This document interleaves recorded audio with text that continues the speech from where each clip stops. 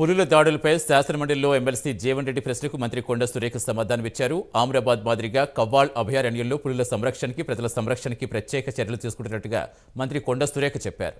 అటవీ ప్రాంత పరిధిలో ఉన్న వారికి విద్య, వైద్య, ఉపాధి కల్పించే దిశగా చర్యలు తీసుకోవాలని ఆదేశించామన్నారు. పులుల దాడుల్లో చనిపోతే 10 లక్షల రూపాయల ఆర్థిక సహాయం అందిస్తామని కొండ సురేఖ చెప్పారు. ఆల్రెడీ మనం కన్జర్వేట్ రిజర్వ్ ఫారెస్ట్గా డిక్లేర్ చేయడం జరిగింది అధ్యక్ష. దీన్ని ప్రత్యేక దృష్టితోటి ఫారెస్ట్ డిపార్ట్మెంట్ వాళ్ళు మన సభ్యులు చెప్పినట్టుగా గతంలో ఈ కార్యక్రమాన్ని ఆల్రెడీ స్టార్ట్ చేయడం జరిగింది అధ్యక్ష. మరి 2 తండాలను తరలించాము. మరి ఇతర గ్రామాలను కూడా తరలించే కార్యక్రమము ఒకటొకటిగా మరి మేము తీసుకోవడం జరుగుతుంది అధ్యక్ష.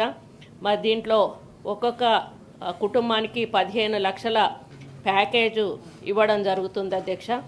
మరి వాళ్ళకు అగ్రికల్చర్ ల్యాండ్ అట్లాంటివి కూడా సదుపాయాలు కూడా కల్పించడం జరుగుతుంది.